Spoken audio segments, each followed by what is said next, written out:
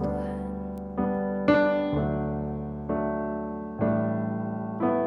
Tuhan hadir di bait kudusnya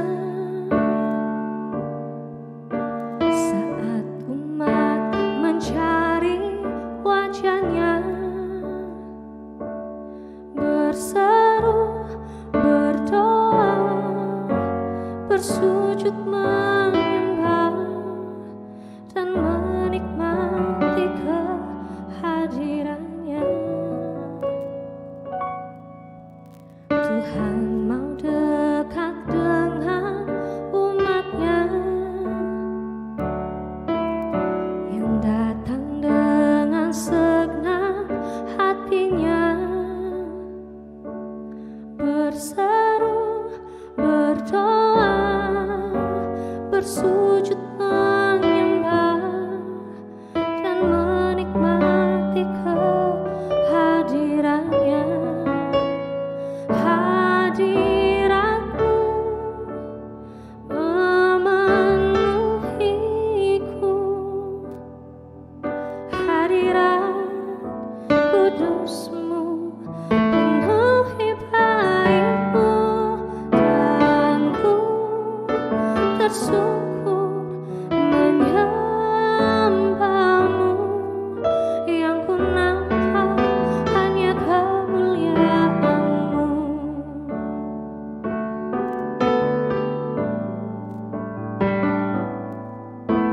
Tuhan hadir di bait kudusnya saat umat mencari wajahnya, berseru, berdoa, bersujud menyembah dan menikmati kehadirannya. Tuhan mau dekat dengan umatnya yang datang dengan segenap hatinya, berseru, berdoa, bersujud menyembah dan menikmati kehadirannya. Hadir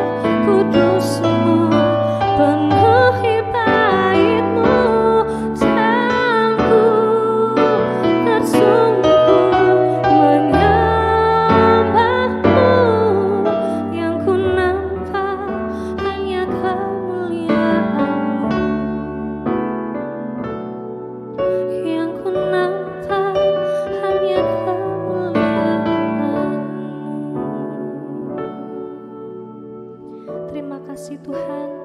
Kami rindu untuk datang kepadamu Tuhan, memuji dan besarkan namamu.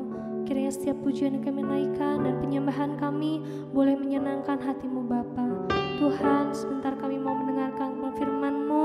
Kami menyiapkan hati dan pikiran kami untuk kami boleh menerima kebenaran firman-Mu.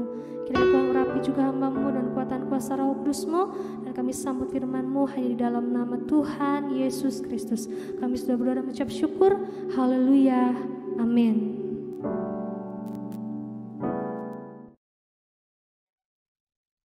Haleluya, puji nama Tuhan, Bapak Ibu Saudara yang dikasihi Tuhan. Sebelum kita mendengarkan renungan singkat pada malam hari ini, terlebih dahulu kita berdoa. Bapa, kami mengucap syukur Tuhan di malam hari ini, buat kasih setia Tuhan, pertolongan Tuhan yang tak pernah habis, kami boleh rasakan Tuhan. Terima kasih buat penyertaan-Mu yang sempurna, sehingga kami ada sebagaimana kami ada pada malam hari ini Tuhan. Itu semua karena kasih-Mu yang begitu indah bagi hidup kami Tuhan. Sebelum kami mendengarkan firman Tuhan, kiranya Tuhan sucikan, kuduskan hidup kami Tuhan, agar hidup kami ini boleh berkenan dan layak di hadapan-Mu Tuhan. Terima kasih Tuhan, berfirmanlah pada malam hari ini. Di dalam nama Tuhan Yesus Kristus. Haleluya. Amin. Puji nama Tuhan. Renungan singkat pada malam hari ini saya ambil di dalam 1 Petrus pasalnya yang keempat, ayatnya yang ke-7. 1 Petrus 4 ayatnya yang ke-7. Saya bacakan untuk kita semua. Kesudahan segala sesuatu sudah dekat. Karena itu kuasailah dirimu dan jadilah tenang supaya kamu dapat berdoa. Saya ulangi. Kesudahan segala sesuatu sudah dekat. Karena itu kuasailah dirimu dan jadilah tenang supaya kamu dapat berdoa. Puji nama Tuhan. Ini adalah pesan yang disampaikan atau surat yang ditulis oleh Rasul Petrus, yaitu salah seorang dari murid Yesus. Bagaimana mungkin sedikit banyak kita tahu kisah perjalanan Rasul Petrus ini. Dari seorang nelayan Tuhan panggil menjadi muridnya. Dia bersama-sama Yesus melayani. Hidup bersama-sama dengan Yesus. Yesus lakukan mujizat. Petrus ada di situ. Tapi pesan yang sangat indah yang Petrus tuliskan pada malam hari ini.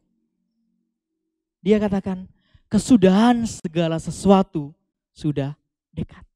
Apa yang dimaksud dengan kesudahan segala sesuatu ini? Saya ambil dua hal di sini tentang kesudahan segala sesuatu ini. Yang pertama, kesudahan segala sesuatu sudah dekat ini mengacu kepada kedatangan Yesus untuk yang kedua kali. Setelah Yesus naik ke surga, dia berjanji bahwa dia akan datang kedua kali. Tapi Yesus gak sebutkan kapan waktunya, kapan saatnya. Tetapi dia berjanji akan datang kembali. Untuk apa? Untuk menjemput kita, orang-orang percaya. Ini. Kesudahan segala sesuatu sudah dekat. Ini suatu harapan yang pasti yang Tuhan janjikan kepada orang-orang yang berharap kepadanya. Kepada kita orang-orang yang percaya. Suatu hal yang indah. Dikatakan kesudahan segala sesuatu sudah dekat. Terus yang kedua, apa? Mengacu pada kematian manusia. Ya, kesudahan segala sesuatu sudah dekat. Yang kedua mengacu pada kematian manusia. Kenapa kematian manusia? Kematian manusia adalah hal yang misterius. Tak seorang pun tahu kapan Tuhan panggil dia. Saat ini mungkin kita bisa bersuka cita. Saat ini kita bisa bersenang-senang. Saat ini kita masih bisa beraktivitas. Tapi kita tidak tahu. Entah nanti, besok, kita nggak tahu kapan Tuhan panggil kita. Ada yang saat ini kita sehat, tiba-tiba 1 jam Tuhan panggil. Ada. Kematian adalah hal yang misterius. Tak seorang pun tahu. Makanya dikatakan, kesudahan segala sesuatu sudah dekat. Sudah dekat. Tapi lihat, ayat ini nggak berhenti di sini saja. Petrus katakan apa? Kesudahan segala sesuatu sudah dekat, karena itu kuasailah dirimu dan jadilah tenang. Supaya apa? Supaya kamu dapat berdoa. Nasihatnya apa? Karena itu kuasailah dirimu dan jadilah tenang. Hal yang sangat penting yang Petrus tekankan di sini. Kuasai diri. Atau dalam terjemahan lain katakan berpikir jernih. Karena apa? Dari hal-hal yang tidak kita inginkan.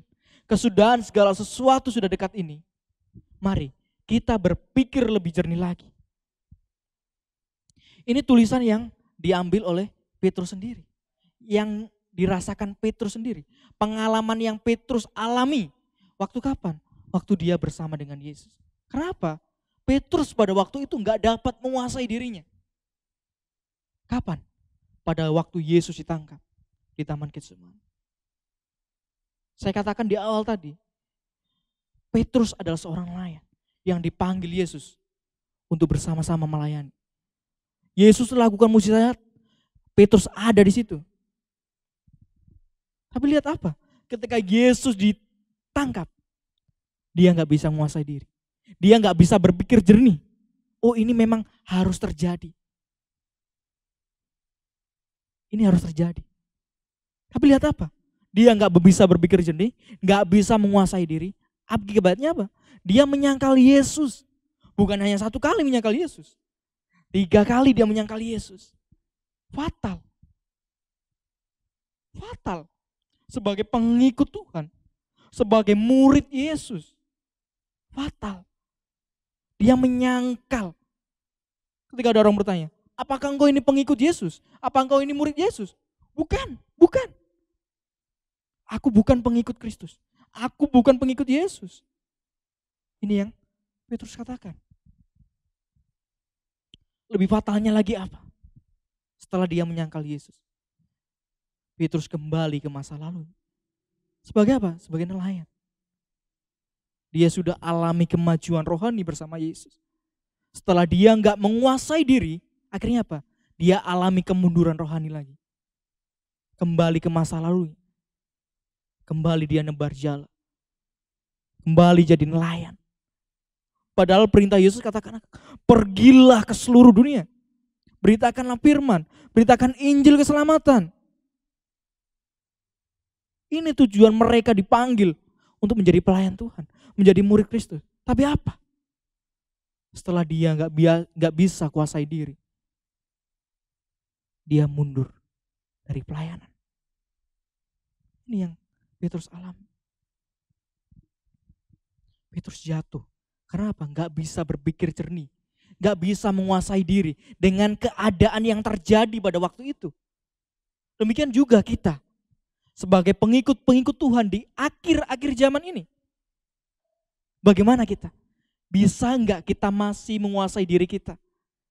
Bisa nggak kita berpikir jernih dengan apa yang terjadi saat ini? Dengan situasi yang terjadi saat ini? Atau sama kita yang terjadi seperti yang Petrus lakukan dulu? Kita kembali mundur rohani kita. Kita kembali jatuh. Padahal ini adalah akhir dari akhir zaman. Berpikir jernihnya apa? Kita berpikir jernih bahwa apapun yang terjadi saat ini itu atas kehendak Tuhan. Allah turut bekerja di dalamnya. Ingat, sikap yang kita ambil, kita bersyukur buat apa yang terjadi saat ini.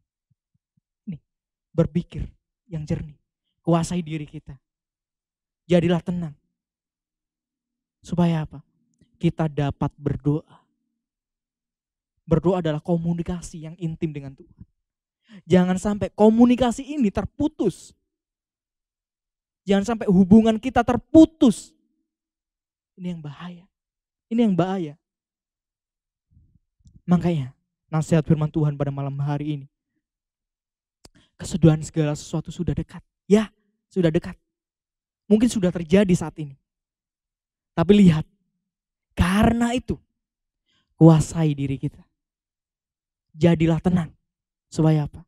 Kita dapat berdoa kepada Tuhan. kita tetap dapat berhubungan intim dengan Tuhan. Oke, gereja boleh ditutup. Kita dibatasi untuk bersekutu. Tapi ingat, di kamar pun, dimanapun, Tuhan tak terbatas oleh tempat. Tuhan tak terbatas oleh waktu. Kapanpun kita panggil dia, dia mau datang kepada kita. Puji nama Tuhan. Mungkin ini sedikit firman Tuhan yang dapat saya sampaikan pada malam hari ini. Biarlah kita terus kuasai diri kita. Kita bersyukur. Jangan pernah bersungut-sungut dengan apa yang terjadi. Kita percaya janji penyertaan Tuhan ada bagi kita. Terus kita melangkah maju. Terus pererat hubungan kita dengan Tuhan. Puji nama Tuhan. Mungkin ini yang dapat saya sampaikan pada malam hari ini. Sama-sama kita berdoa. Bapa, kami bersyukur buat apa yang terjadi dalam hidup ini Tuhan. Situasi sulit atau apapun yang ada di depan kami Tuhan. Kami percaya ada janji penyertaan Tuhan. Engkau akan bersama-sama dengan kami. Engkau akan melangkah maju bersama kami. Terima kasih Tuhan. Engkau berkati anak-anak-Mu Tuhan. Mereka tetap berharap kepada Engkau Tuhan. Engkau berkati usaha pekerjaan mata pencarian mereka. Engkau berkati kesehatan kekuatan mereka. Keluarga lepas keluarga Engkau lawat Bapa. Terima kasih Tuhan. Terima kasih. Terima kasih juga pada malam hari ini buat kebenaran firman-Mu yang boleh menguatkan kami. Untuk kami boleh berpegang teguh di dalam Engkau Tuhan. Terus berharap kepada Engkau Tuhan. Terima kasih. Jangan pernah tinggalkan kami Tuhan.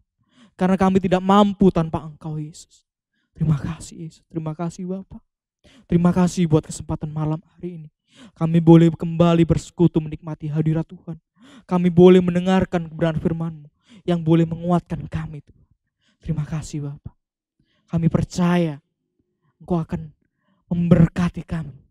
Terima kasih Tuhan, terima kasih. Ini yang menjadi seruan doa kami di malam hari ini. Di dalam nama Tuhan Yesus Kristus kami sudah berdoa mengucap syukur. Haleluya. Amin.